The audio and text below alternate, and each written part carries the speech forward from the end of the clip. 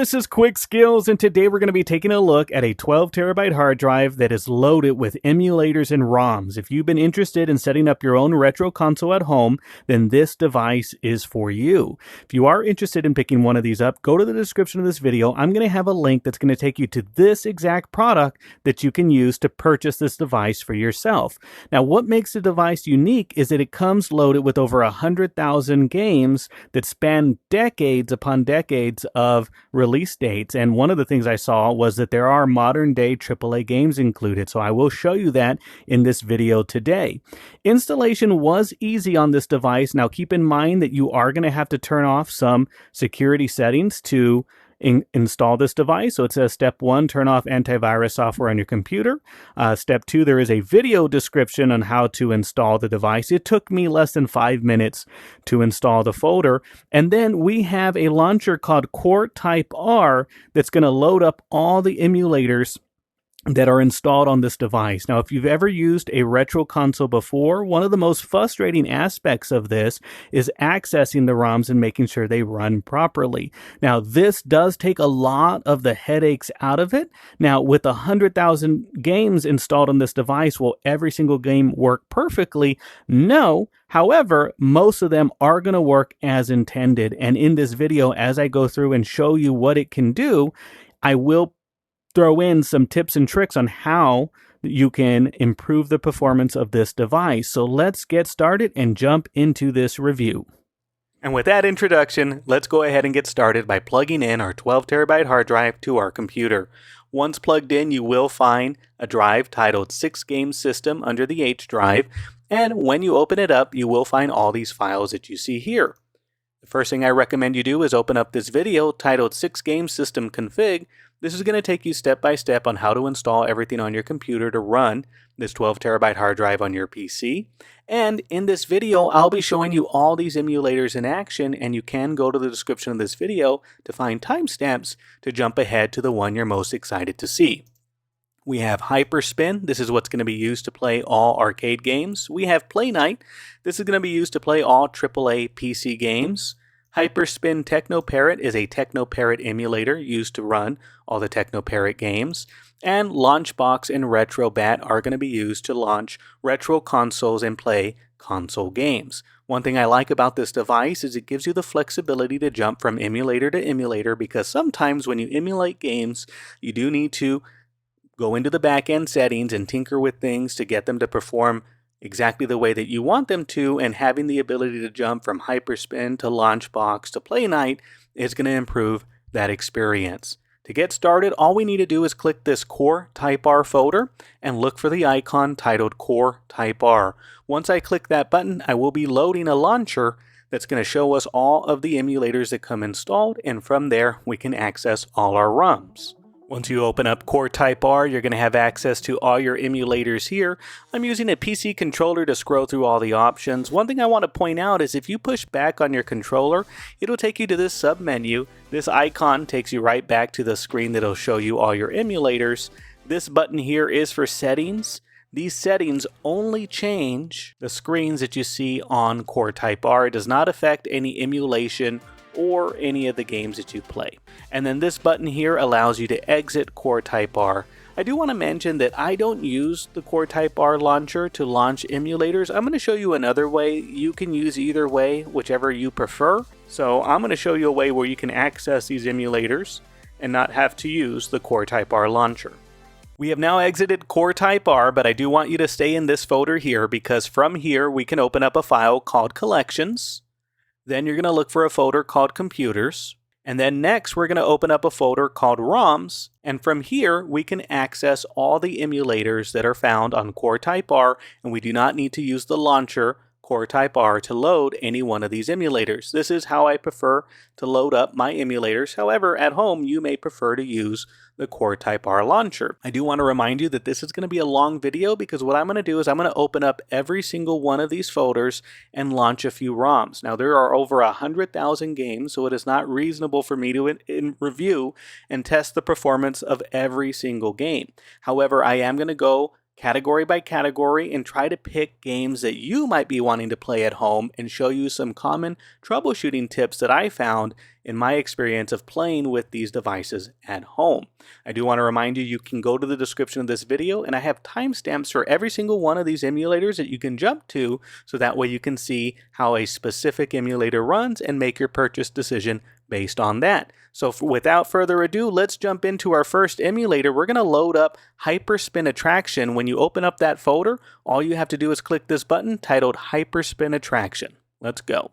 With Hyperspin opened up, I do want to give you a tour of the front end before we go into any ROMs and test them out. So one thing I want to point you out to is this control section. This gives you a quick summary of how to interact with the front loader and also how to control the ROMs once you're inside a game. And this isn't an all-inclusive list of controls. These are just the basic controls to help you get started. Now, I do like that you have a way to access all games. Here from all games, you can see there are 54,000 games loaded into this Hyperspin front end. You can favorite your games, so if we open up the favorites menu, you can see the games that I've selected so far, but you can easily add to that, and I'll show you how later in this video. The other thing is you do have a recently played, so if you do forget to save something and you want to go back to your recently played, you can also find the game here. So if we want to add Tekken 3, for instance, as a favorite, all I have to do is push Y on my controller, and that's going to mark it as a favorite. And now when we go over here, you'll see that Tekken 3 is now available under favorites. Now what I want to do is show you all games and just scroll through the list of 54,000 ROMs. I'm just going to push up on the joystick and you can see this is going to scroll for quite some time. 54,000 ROMs. There are a ton of games installed here, and you are going to see some similarities. There are multiple copies of the same game installed on this device. So out of the 54,000 ROMs, I would say there's probably 20,000 unique games, maybe even 10,000 unique games. But that's okay, because a lot of these games have multiple versions of the same game, but they are different emulated versions. So like this one here, Don Don Panchi, is a Japanese version 102. If we hit down, you can see here, same thing, but it is under a different folder to access it. So this is the Korean version here. We scroll down here. This is Korean version 101. The other one was 100. And I'm looking at the bottom of the screen. So this is Korean version 102. Now this is a huge list of games, and you can narrow it down by using the other menu and not going through all games, but I do want to show you something. If you hit S on your keyboard, you can type anything that you want. Let's just try Zelda, and it's going to find any game in here that is Zelda related. So here we have a Zelda pinball. Here we have another the Game & Watch multi-screen. We can type in Mario, for instance, see what they have under the word Mario. And so you can see this is a bootleg copy with Mario in there. We have Dr. Mario. What else do we have? This is the old arcade version of Mario, so that's cool. Now, what we're going to do is back out of all games, and I'm going to give you kind of a tour of some of these sub-menus. And so what we're looking at here, this 19XX is going to take all those plain games and just list them out for you. So here we have 1943, 1944, 1945, 19XX.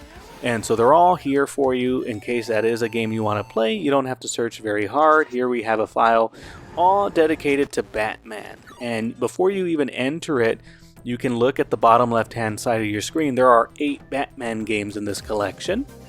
Another arcade emulator, Altered Beast. We're just going to kind of go through some of the high level, some things that I like about this. Hyperspin.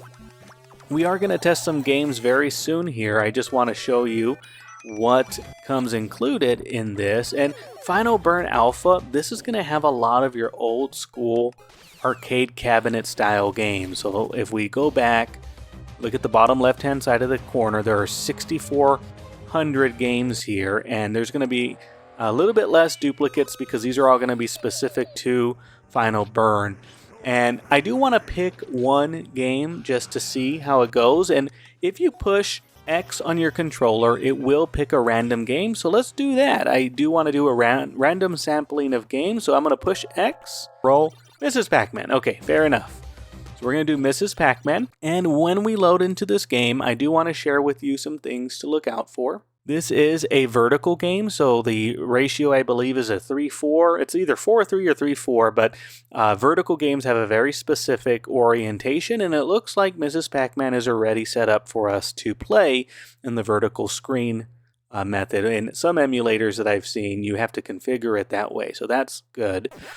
If I hit select on my controller, it will allow me to add credits, and then pressing start allows me to push player 1. I am using my D-pad right now to control Mrs. Pac-Man, but I can also switch over to the joystick, and I am also controlling Mrs. Pac-Man. And I expected this game to work, and it does look like it is working quite nicely. Some of these tips on how to exit a game or enter a game are going to work universally through Hyperspin, and so when we're done testing out Mrs. Pac-Man, all we need to do is hit start and select at the same time. So before I lose, I'm going to exit out, and we're going to try another game. Konami's going to have another category of arcade-style games. You can see that some games are going to be more nature, like this is 3D fishing. Here we have the old beat-em-up Aliens. So here's a classic. Let's try Teenage Mutant Ninja Turtles, Turtles in Time. This is the Konami classic-style game. And when you see this screen here, that is truly the arcade cabinet loading up into the screen. And I don't know what's going on with these graphics. I've never seen these horizontal lines coming across the screen. So we'll see if we can fix that. I won't be able to do it but from this test, but I don't know if that's an overlay or intentional or what's going on with those diagonal lines running across the screen. So we can see we are playing Turtles in Time, and if the sound isn't coming in very clear, I do have it turned down quite a bit. Some of these games use licensed music, and I just want to make sure I don't get demonetized for playing a game that has licensed music. And so what we're going to do is we're going to exit out of here by pushing start and select at the same time. And we're going to see if a different version of Turtles in Time doesn't have that issue with lines running across the screen. And this is exactly why I was saying that it's not a bad thing that you have multiple copies of the same game, because as you can see, I was having issues with the first ROM having those vertical lines, and there might have been a way on the back end to fix that from happening, but if you can just load up another ROM, another version of the ROM, and it works fine, then there really is no need to spend the time trying to tinker with the back end settings. So that's going to be Turtles in Time under the Konami Classics version. Let's go ahead and exit out by pushing start and select. The next category that's going to have a lot of games is going to be MAME. You can see here we have 11,200 ROMs to choose from. You can also push S under any one of these submenus, and you can type in things like Turtles, and we can see if Turtles in Time exists here. We're not going to test it again because we already saw it work once, but I just wanted to point out that there are multiple copies of the same game. So let's go ahead and delete the word turtle so that we can see the complete collection of games. And I'm just going to do a random. Let's try this Flicky. And I do expect a lot of these MAME games, Konami games, Final Burn Alpha to work. I'm not worried about that, but I do want to show you that they are working. I have no idea what's going on. I'm some kind of little bird trying to run away from these cats. I can push a button to flap our wings, but it looks like the game is working. We're going to go ahead and exit by pushing start and select at the same time. So the next category is going to be these light games here. I have tested a few out. I do want to say that they do act a little finicky. House of the Dead, for instance, it does have some graphical limitations when I've played it. I haven't tried this exact version. I tried version 1 and 2. This is the fourth one on the list. We're going to see if there's any improvement in the graphics under this one. To control the target, all I'm using is the left joystick to move it across the screen. And I have had luck not having a controller plugged into my computer and using a mouse and keyboard for these light games. So keep in mind that that might be a more preferred way to play. A mouse is so much easier. So here we have push select to add credits, and we're going to push start to start the game. And it looks like this version also has some flickering, you can see. And I'm pushing B to reload and A to shoot. Pretty simple. It is a little challenging because the joystick is very sensitive. but that's good if you're trying to cover a lot of distance. But the precise nature of shooting is tricky when you're using your joystick. And you can see there's a lot of graphical pop-in. I'm not sure what's causing that, but this is the third version of House of the Dead that I've played. And I mean, it's very much playable. I could see myself having a good time playing this, but it is not a perfect emulation of this game. We're going to go ahead and escape by pushing start and select at the same time. One category of games I've always liked is fighting games, and so Marvel vs. Capcom 2 is one of my all-time favorite fighting games, so let's go ahead and give that a test. Just a reminder, I have the sound turned down on this game. This game does have a lot of licensed music in there, but I can hear it on my end and I can verify that it is working. You will notice this is the Japanese version of the game, so unless you know Japanese, you won't be able to read what's going on the screen. Alright, the game has loaded up. I am Zangief, and I am, well, no longer Zangief. I got taken out here. But you can see here I am using my character to control the screen. And there are a total of 6 buttons to control the fighters in this game. And so what we can do, and this is going to work, this tip is going to work for most games. In Hyperspin, we're going to push the tab button, and that's going to pull up this screen here. I'm actually using my mouse to click input settings and input assignments. Now, we could have done this with any of the games that we've tested so far, but I think fighting games are the ones where you're going to really want to set up the button mapping, and this is how you're going to map your controller. So if you have a certain scheme that you want to set up for Marvel vs. Capcom, for instance, all you have to do is hit one of the buttons. You can push delete, and then you can open it up by clicking again and push any button on the controller to set that mapping. So here you can see we have Joy 1A configured. If you do have a second controller, all you have to do is set up all the mapping here. You can see that player 2 is using a keyboard to control the characters, but if you have a second controller connected to your controller, it might autofill these, and if it doesn't, you can go in button by button and map your controller. And as you can see, I have shown that this game is working, and we are going to go ahead and exit out to another category. So these Namcos that you see here, Namco System 2, Namco System 12, Namco System 21, Namco System 22, all of these have some higher end graphical games in here. So I'm going to go through here. We have Time Crisis. I love this game. Let's go ahead and test this one out real quick. So this is interesting. I didn't do any special mapping, but I am using my mouse. I still have my controller, so if I use my controller, I can use it to enable the target on the screen here. But with Time Crisis, I can use the right mouse click. Okay, here we go. I'm pushing B on my controller to use the pedal, and then I'm using my mouse to shoot. And I do like mouse and keyboard for these style of games because you can very precisely place your shots. Now, I do want to mention that that trick of pushing tab on your controller is going to work here, and we are able to update the input. So you can see here we have for the trigger, we can use either the mouse, we can use on the foot pedal, it looks like we could use mouse button 2. I don't think that's right click. I think that's another button on my mouse. Let me exit out of here, which is mouse button 2. Oh, okay. So the wheel lock on my mouse is the pedal, and I don't know that I like that any better. I think I would rather like right click instead of mouse wheel pressed in.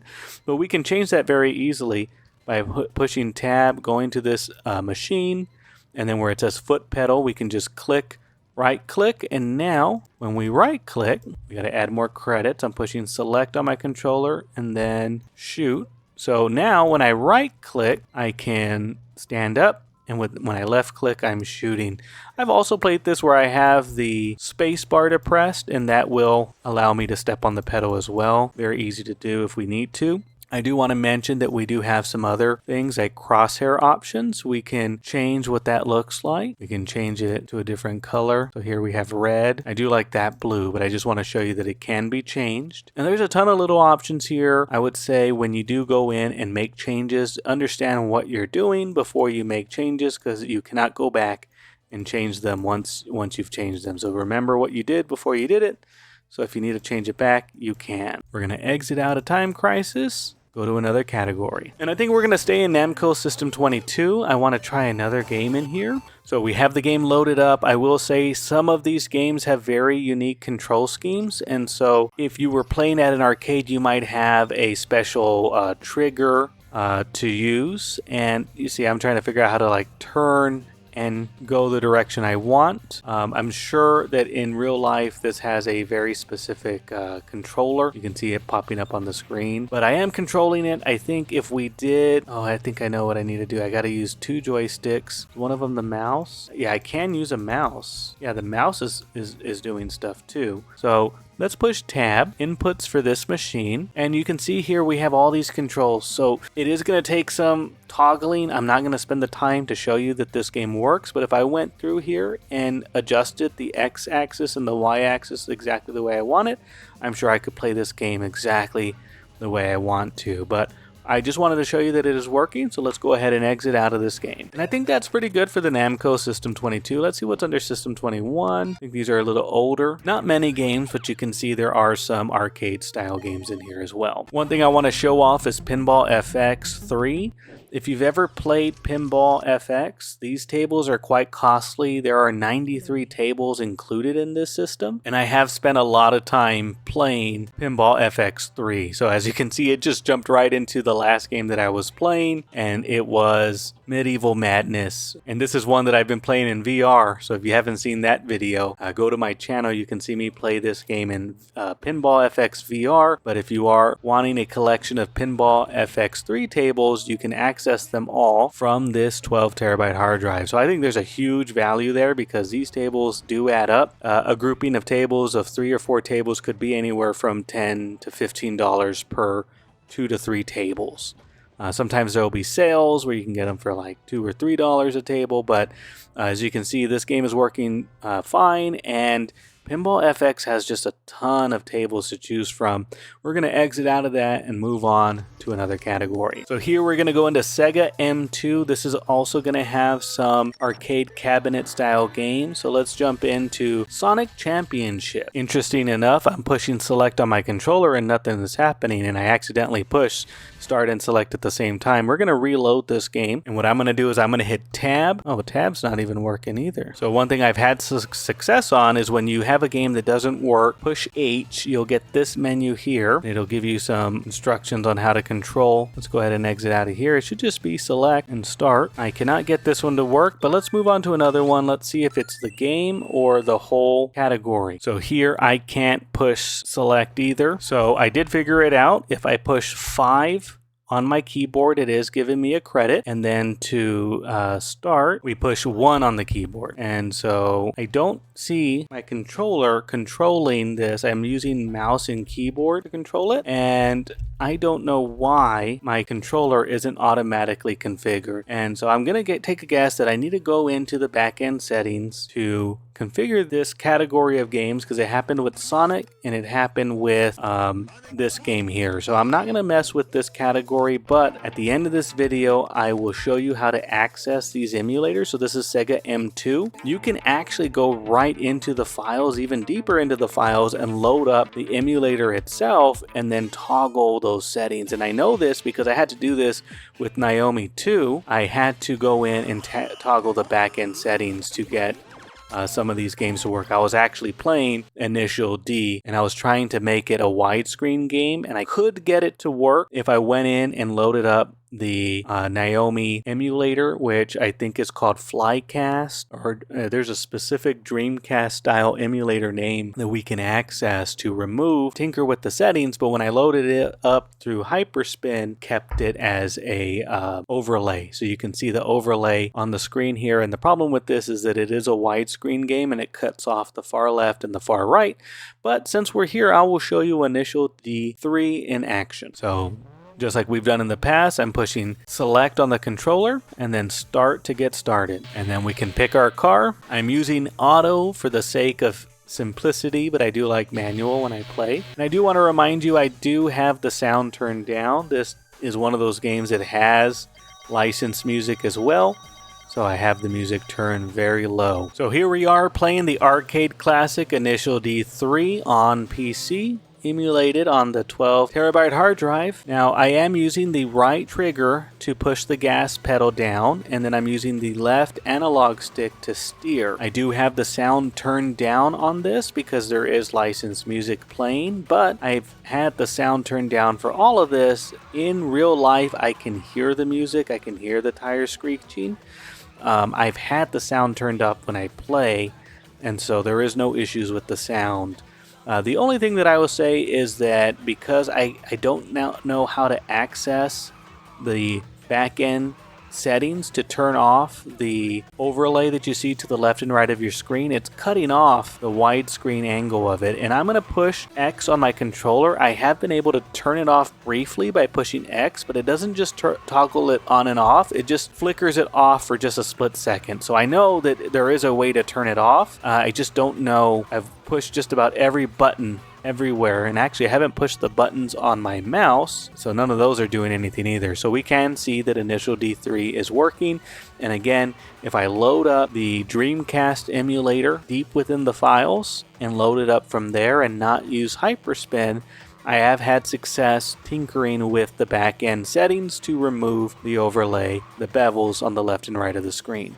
So let's go ahead and exit out of here and move on to the next game. And I do think that the Hyperspin warrants the most amount of testing because arcade games, there's just not one simple way to test every single arcade game. There are so many genres of games, and it's not reasonable to expect that they're all going to work the same because they have different emulation settings. But we have gone a complete list around Hyperspin. So in a way, we've seen all the capabilities of these 54,000 ROMs that you have access to. And keep in mind that I hit the big categories: retro arcade games, 3D arcade games, the light gun games, and then also the fighting games and racing games. So we've hit most of the categories here. I think we're done with Hyperspin. But I don't think we're truly done because the next one is going to be Hyperspin Tekno Parrot. We will not need to spend time showing you how the interface works because it's exactly the same as Hyperspin, but there are specific games in here that run on Tekno Parrot. So we'll try this Guilty Gear X. So this has loaded up with no issue. It's on free play, so we don't have to add credits. So the speed of the game is insanely fast, and I do think this is a emulation problem. I have encountered this issue before where the game is emulated very quickly. You do have to load the game through Tekno Parrot, and you do have to mess through some of the settings to slow the game down. You don't want to focus on tips and tricks, especially one that takes me out of Tekno Parrot. So let's go ahead and just exit out and see if we can get another game to work. So we have H2 Overdrive loaded up on the screen. We're going to give it a go. And again, since I'm emulating it, I don't have the little gas thing that we would have at the arcade, so I have to figure out the control scheme. Okay, so R bumper seems to be the gas. If we can get a turbo, looks like the A button is turbo. And from here, I don't think tab doesn't do anything. Tekno Parrot, if you want to mess with the controls and the settings, you actually have to load up through Tekno Parrot. There might be a button on the keyboard that'll take you to the menus, but I don't know it, and I'm not going to search for it in this video.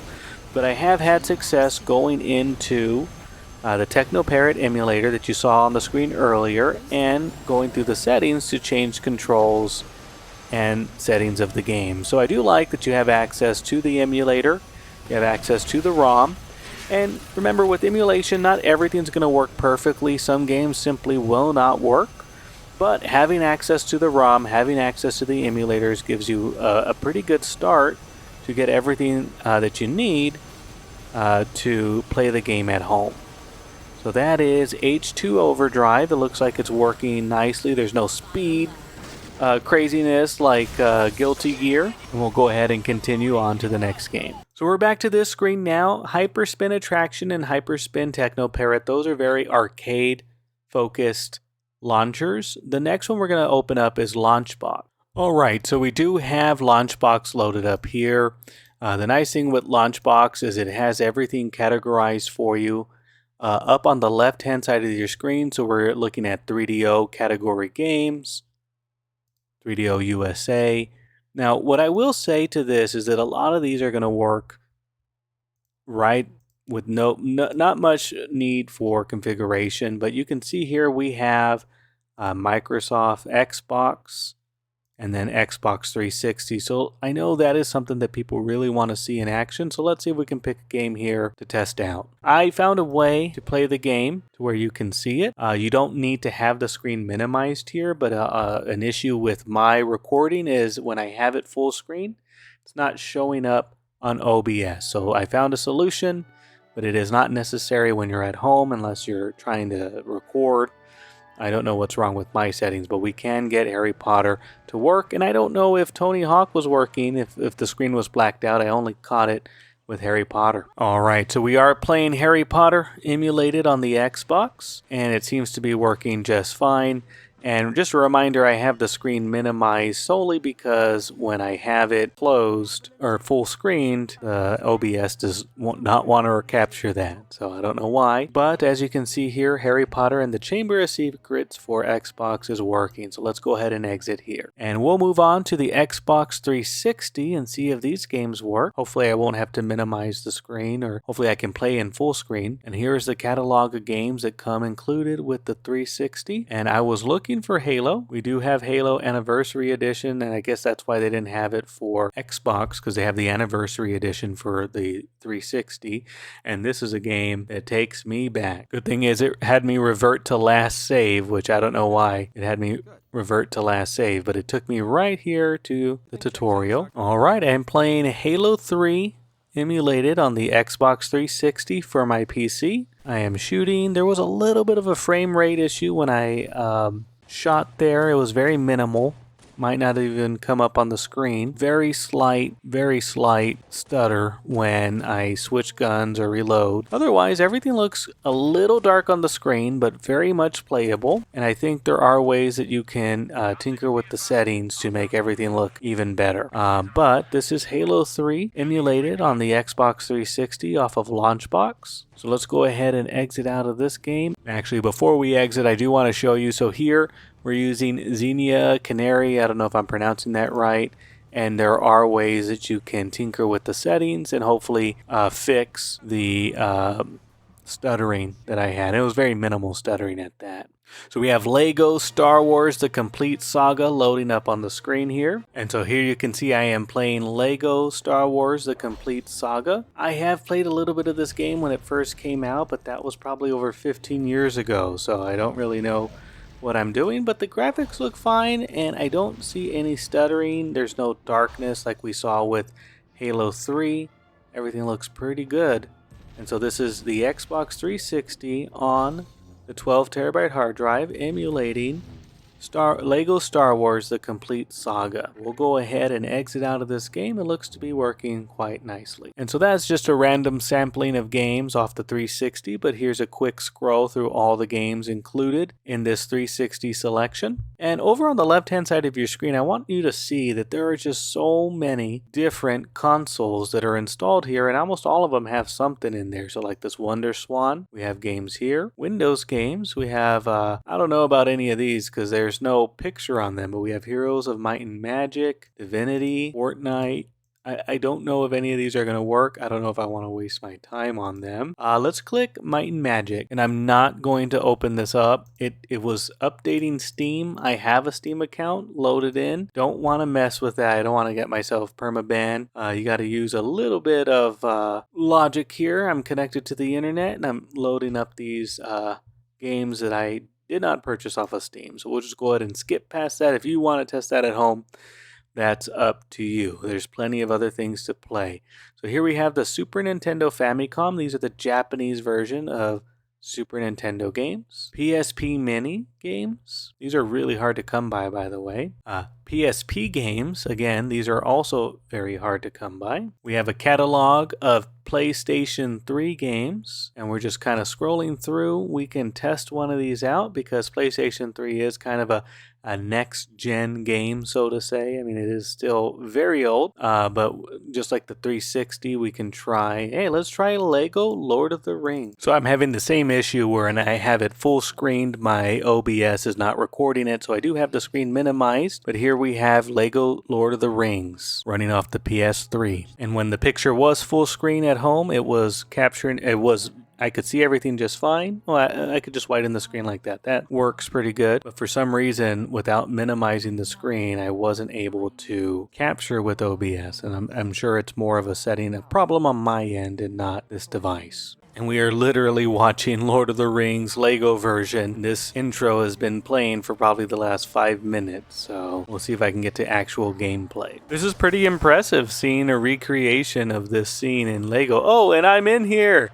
I'm in the middle of this fight. What the heck? That's intense. I have never played Lego Lord of the Rings. This is madness. I am in a bad spot. I should be behind the line. This is impressive. Well, this seems to be working, although I'm finding hordes and hordes of orcs. I was not prepared. I am OP. I'm just shredding through these people. All right, well, I see here that this game is working, so let's go ahead and exit and try another one. So this is one of my favorite games, Soul Calibur 4. So we're going to go ahead and give this game a test. And for no reason, I'm going to pick Ivy. She's one of my favorite characters. And just a reminder, the full screen aspect works at home, but it does not capture on OBS for some reason. So what I did is I minimized the screen or exited out of full screen, and it seems to be working just fine. And button placements are exactly where I would expect them to be. I'm in a full screen here. It's not truly full screen. I just widened the screen. But this game seems to be working great. If I can get a win.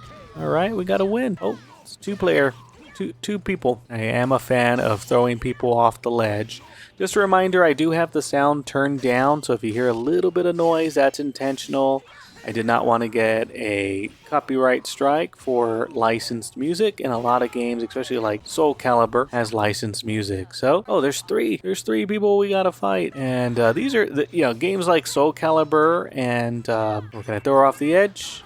No, but I can kick her. These games I can just play all day long. So let's see if I can. Oh, don't get thrown off.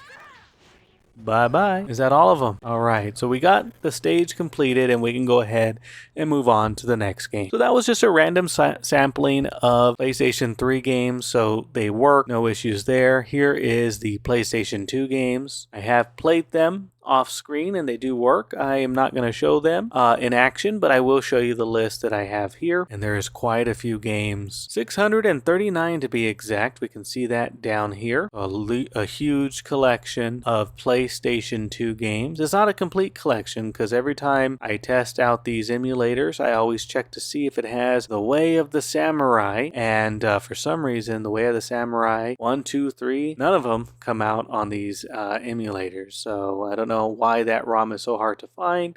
I have tried to find the ROM online, but it doesn't seem to be fairly reliable, and that's probably why nobody has a copy of The Way of the Samurai on any of these devices, because I can't even find one for myself. I am lucky that I do have these at home, so I can play them, but I'm unable to emulate. Here we have the PlayStation 1. Not sure how many games there are on here, but we can go all the way down and see all the games. Huge list of PlayStation 1 games. Over on the left, we have SNES USA. Again, these are going to work. There's not a lot to it. SNES Japan, Europe, CD. We have Sega Saturn. Look at that collection of Sega Saturn games that comes included. I like that they have a category for hacks. So they have the Sega Master System, and they also have Sega Master System hacks. It's not a big list, but these are some games that have been updated through the hack. Sega Genesis. These are the American version of Sega Master System games, and then there's also a category for hacks as well. There's more on these, but these are all American versions of hacks. And a lot of Sonic the Hedgehog I see here. We have Sega Hikaru. I don't know what that is. These look like arcade style games, and they have Star Wars Racers. This is an amazing game. I have to try it on the sheer fact that it's in here. Now this is pod racing. All right, so we just jumped right into it. Let's see, I'm using the right trigger on my controller to gas. I don't know that I have a boost. And yeah, we are playing Star Wars Pod Racer. This is a lot of fun. I just let my son watch episode 1. He enjoyed it, and I think he's going to get a kick at playing this. I know the graphics aren't the best, but there aren't really good pod racing games out there. I think there's one for the Dreamcast, And then there's this arcade one, but other than that, there's really not been an updated pod racer game. So I know Disney owns Star Wars now. This is your cue to give us a next-gen pod racing game with modern graphics. But this looks to be working well. I didn't even expect didn't know what I was expecting out of this, but we'll go ahead and exit out of Star Wars Pod Racer. It looks like they have Planet Harriers, NASCAR Racing, Brave, Firefighters. That's a fun game. I've been looking for this one, so I'm glad I have it. And then Air Tricks. So I'm actually really excited to give that one a go. Sega Dreamcast. This is one of my all-time favorite consoles. I would actually buy these games years after they came out and the Dreamcast was no longer in operation. I don't know what it is about these Sega games, but they just really pull you into the world of the game that you're playing. And what's funny is you can play games like House of the Dead 2. It didn't emulate very well as an arcade cabinet, but if you're okay playing the Dreamcast version, you can do that, and it'll work a lot better playing it here. But look at this list of Dreamcast games in here, and I'm going to tell you from experience, these Dreamcast games work fine. It's pretty straightforward. The controls of your controller are going to work the game just the same. Oh, there it is, Star Wars Racers. And I had this Star Wars Jedi Power Battles. It was a low-key fun game that I enjoyed playing quite a bit. So this is taking me blasts from the past. I would see these games at like pawn shops or other stores and just pick them up on the cheap, like $5 to $10 a game a lot of times. So here's Soul Calibur 1. No Soul Calibur 2 though, it never did get a release. We have Sega CD. I did know someone that had a Sega CD, got to play it as a kid. The Sega 32X, never owned it, but there are some games here for Sega 32X. We have Nintendo WiiWare and the Nintendo Wii U and the Nintendo Wii.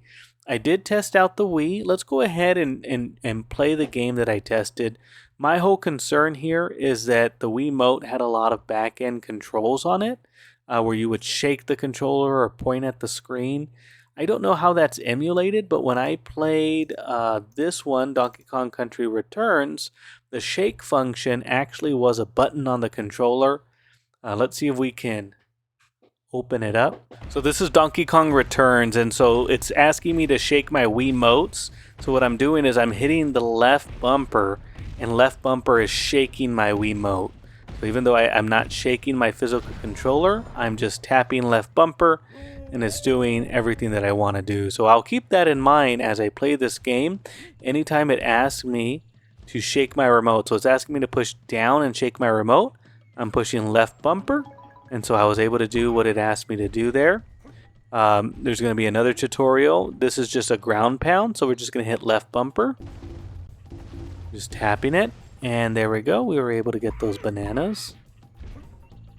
But not sure how a lot of these Wii games are going to work, but you can see I am playing the Wii. The other thing is that if you push escape, I think. I was trying to get the Dolphin emulator loaded up. You might have to go into the back-end menus to open up the Dolphin, but if you do get that emulator opened up, you should be able to configure all the commands. And I'm guessing with the mouse and keyboard, some of the controls are going to be utilized with a mouse. Here we have the Virtual Boy. I'm not going to try one of these, but here they are, and they do work. Nintendo Switch. Look at this list of Nintendo Switch games, and I have tested them before. They do work, and once you have these ROMs, I mean, I've seen people take these ROMs and put them in their actual Switch. I don't know how to do it, but I have seen it done. Once you have the ROMs, it's a lot easier to modify your ROMs. And I know I've done Legend of Zelda before. I know I've done Tears of the Kingdom before to show that it works. Let's try a different game, something else that has come out recently. So this is cool. The Super Mario 3D Collection. This one is really hard to come by. It's no longer in production. So if you find a copy, it's usually like $90 to $100, and it comes with Super Mario 64, Super Mario Sunshine, and Super Mario Galaxy. But you can see here we have all these Nintendo Switch games, and just this alone, you're getting your money's worth from the purchase. And actually, let's do Super Smash Brothers, see how that works on the Switch. So I wasn't able to get any of the Switch games loaded up. I'm just kind of clicking them at random now at this point. I do get some thinking going on with my mouse, but nothing pops up. I feel like I've had this issue before with other emulators that I've tested, and I was able to go into the back menus and open up the emulator from there, and I was able to get the games to run. I'll see at the end if I can go back to it and give it a go, but we're going to move on and take a look at some of the other categories. So here is another one that I'm excited about, is Nintendo GameCube. And I have tested these out before, and they are working. But take a look at this list of Nintendo GameCube games. One of my favorite on here is Star Wars Rogue Squadron. Here we have some Harry Potter games. But one of the things I will say when you're emulating the GameCube is it had such a unique controller. It's kind of difficult to know where the button placements are because the A and the B button were such in a weird place. And the shoulder buttons, everything just felt kind of funny with that GameCube controller. But you can see there's just so many good games included here. And let's go ahead and do one random game. I know I've done a Tony Hawk game before, so we'll go ahead. I like Tony Hawk games because you jump right into it and you're playing the game. We'll do this Ultimate Spider-Man. This game is 20 years old. Oh my god, how old am I? Alright, so we are playing Ultimate Spider-Man for the Nintendo GameCube. Everything looks to be working pretty good. It's giving me a tutorial on how to fight Venom. The controls are a little weird because when it says push A, I'm not actually pushing A on my controller. I'm pushing a button that it thinks is A. So it's hard to do exactly what it wants me to do because I don't know the button mapping as familiar as I should. But the graphics look good. Spider-Man's running around. Everything looks like it is working as intended. Let's go ahead and exit out of here. Move on to another game. So you can see here on the left-hand side of the screen, we have a whole bunch of other games. We already did Xbox 360. A lot of these retro consoles are all going to work. There's really not much to them. The fact that the ROMs are there and you're able to just load up and play these games is really, amazing on itself. And there's just so much value that you get from having all these ROMs all located in one place just like that. And that is not all that the Launchbox category has to offer, but we're going to call it quits there because we do have a little bit of duplicates when it comes to the Retrobat emulator. I think this word right here, this is all games. That's what that character is. And so we're going to go ahead and call it quits here for Launchbox and move on to the next category. The next one is going to be Playnite. When we open this up, we're going to see all the AAA PC games that you have accessible to you. So we're going to do the Playnite desktop app. And actually I did the Playnite full screen app. That actually looks a lot better. And I'm just going to scroll down. Here we have Cyberpunk 2077, Elden Ring, God of War, Final Fantasy VII Remake, Dragon Quest Heroes 11, Resident Evil Remake. Oh, that's not the remake. This is the Ultimate HD Edition. This is not a huge list of PC games, but there are some really nice ones like Elden Ring, Cyberpunk, Grand Theft Auto 5. I mean, that is an older game. The Final Fantasy VII Remake is a relatively new one. But let's just jump into Cyberpunk 2077 and see how that goes. So this is a game I've never played before. I'm going to take a guess that these characters on the screen are not meant to be. And I think this is Chinese. I do find that often when it comes to Playnite PC games. They're the international copies. If you use Google Translator on your phone, I exited out of the game. If you use Google Translate, okay, so I do have my Google on the screen and it is translating for me. So we're going to look for settings now. This one is set up according to Google. And now we're going to look for language. So if we push A, it'll choose these settings. All right, so that is how we get English in here, so we can see that Cyberpunk is working. And it would have been playable. It would have been playable in Chinese. You just have to use your phone quite a bit, but this makes it a whole lot easier. And I'm going to take a guess that a lot of these games you might have to go in with your phone and change the settings to show that it is English. But given the amount of games that I've gotten to play so far for the purchase of this 12 terabyte hard drive, and then to have access to a game like Cyberpunk 2077, I think that it is a great value to have this game at home. And wow, the graphics look great on this. I mean, it's just using my PC graphics card right now, so your experience might look different, but so far, compared to the games we've been playing so far, you can really tell the difference. Alright, so we're playing Cyberpunk 77, or 2077, emulated on Playnite from the 12 terabyte hard drive. And so far, the game's looking pretty good. This is my first time playing Cyberpunk 2077, so I need to spend some time playing it, but it looks like everything's working. The controls line up with the screen. It is basically a PC port of the game at this point, and so far everything looks good. I wish I was playing this game right now. I wonder if you can play it later.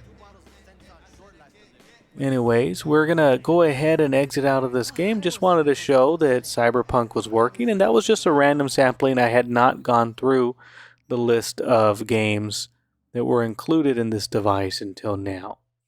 And so we'll go ahead and exit out of Playnite, and we're gonna end our video with Retrobat. And Retrobat is a neat way to emulate and play ROMs from retro consoles, kind of similar to Launchbox. However, it's going to look more like Hyperspin in the way the loader looks. So here we have Retrobat playing or showing all the ROMs that we have access to. And just remember, Launchbox has all these same ROMs as well. I'm going to check and see if the Switch will load off of Retrobat. Sometimes, depending on where you load from. We got a preview of what was where in Launchbox, but let's go ahead and load up the Switch and see if we can get a game to load through there. I think that if you tell Retrobat to launch the game or Launchbox to launch the game, it might make a difference. And I think we were going to try Super Smash Bros., so let's try that first. And for some reason, when loading through Launchbox, the Switch games were not working. However, so far it looks like the Switch is working when loaded through Retrobat. So I'm glad I made it this far to try out the Switch here, because I would have stopped and not tested out the Switch unless I saw it here. And I do have the sound turned down quite a bit because, again, Super Smash Bros. Ultimate has a lot of licensed music. Now, I don't know if this is going to have any of the downloadable content. I doubt it will. You're not really connected to the internet, and I don't know how recent this is. And I know they continue to add characters to the game. And one thing that concerns me is I am pushing buttons, and nothing is allowing me to skip this screen here. So unless that's intentional, since it's the first time I've booted it up, it's making me watch this. But I'm hoping that the controls are working. So here we have the screen minimized. And I think we have to set up our controls. So if we go to Emulation, Configure, we can go over to Controls, and where it says Controller, Pro Controller, I think that's what we are supposed to have. But Input Device, we need to put it as Xbox One controller, and then we're going to save that. We're going to OK down here, and now I think we can control this game, and there we go. And I am not going to bother with changing the settings of the language, but if the game does have a way to change the language, then I'm sure we can go in there and make those changes. We're just going to jump in and see if it works. Let's see the roster. Wow, this is a very small roster. Why is that roster so small? Do we have to unlock everything? I know Super Smash Bros. Ultimate has a huge roster, so I think we just have to unlock everything. But either way, we're not trying to unlock everything. We just want to make sure that it works. So everything right now is where I would expect it to be, although I am using a PC controller and not a Switch controller, the button mapping is very similar nowadays. So for instance, the triggers are pulling out my shield to roll. I'm doing shield and roll at the same time. Everything feels to be in order. To pick up an item, I just pushed a button. I think it was B on my controller. I was able to save myself. Oh, I keep hitting that bomb. But yeah, everything is... Wow. How did I get caught up in that? Pokemon. Wow. What is going on? The screen's upside down. All right. Well, that's Super Smash Bros. Ultimate on the Nintendo Switch. Let's try one more just to make sure that it's Retrobat is the issue. All right. We're going to test out Mario Kart 8 Deluxe. And while we are playing Mario Kart 8 Deluxe, I'm going to assume it works. But while we are doing that, I'm going to go through my final thoughts of this device. So you have seen so far all the advantages of having the 12 terabyte hard drive. There are games that span decades, ROMs, that are found through arcade, through PC, through retro consoles. The acquisition of all these ROMs would be quite costly and time consuming. The other thing is that while not every game works, I've kind of troubleshooted live on the video here. And also I want to mention, as we play Mario Kart 8, I have this game at home and I use this exact controller to play the game. Everything is exactly the same. So the graphics are coming in as I would expect it. And the controls and everything else is exactly as I was expected. So anyways, as I was saying, the emulators and ROMs that are included on this device are well worth the value in my opinion. I think finding the ROMs for yourself are going to be quite difficult. Everything that you see here can be acquired through other means. You can purchase them. You can find sites that have all these ROMs for download. A lot of people do complain that downloading these ROMs, you might get kind of a notice through your IP that your IP has been spotted, downloading these games. And so I, for one, have not seen any issues with purchasing these 12 terabyte hard drives and accessing these ROMs. But you can tell that there is a lot of licensed game and content on here. The other thing is that while every game is not going to work perfectly, it does have a lot. I would say maybe 80% of the games on here are going to work as intended. About 10% of those games are going to have some graphical limitation, some sound limitation, and may require some tinkering with the settings. As you've seen, I've done some troubleshooting as I've been playing, enabling the controller for the Switch, changing the language from Chinese to English on Cyberpunk. Those are all things that you might have to figure out on your own, where if you own the game, you would not have to do those things. The last thing is that there are going to be 10%, maybe even 15% of games that simply will not work or not work well enough to be worth your time. To that, all I can say is that for $200, the approximate price of this device, you are getting more than enough value out of what does work and what works well. If I had to rank what I expect to work for you right out of the box, all retro consoles from the year 2000 and older, so that's your Nintendo, Super Nintendo, Nintendo 64. As you can see, we're playing the Nintendo Switch. All of that is going to work well. Arcade games from the 70s, 80s, 90s, and early 2000s are all going to work really well. You're going to have trouble with light shooting games because there's just so many different ways that those are supposed to work.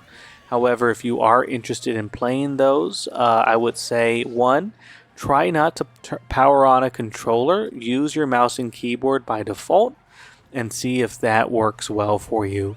The other thing I was going to say is that racing games and other games that require specific controls, you're going to have to use that tab button to change the controls, and in some of the games, tab isn't going to pull up a menu. It's mainly the MAME category games where tab's going to work.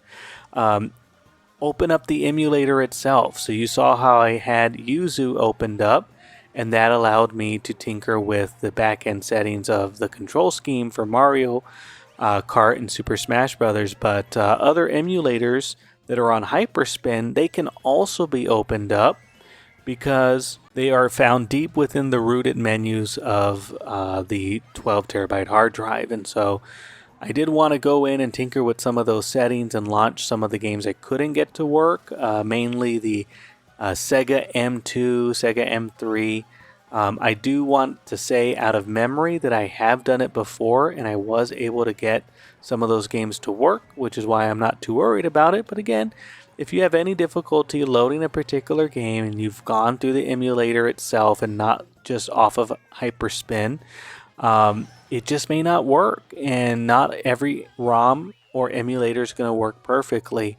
But as you can see here, I've been having a blast playing Mario Kart 8 on my computer, and everything seems to be working just fine. I think the only difficulty is, and I didn't really check if it had all the expansions on it. So you are getting a limited version of the game, because even if there are expansions to this game, there will be a time where there's a new patch or a new setting to the game, and this is not going to be updated because we're not connected to the system.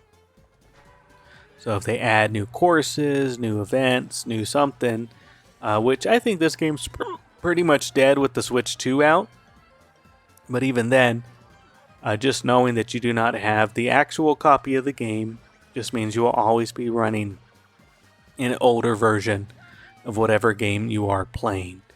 Well, that pretty much concludes the video. I hope you enjoyed it. We took a long time going through all the different games and settings, but there is so much more that I could show, and I might make more follow-up videos on this. So if there's anything in particular you want to see run or operate, or if you purchase one of these for yourself, let me know in the comments, and I'd love to hear your feedback or questions that you have about this device.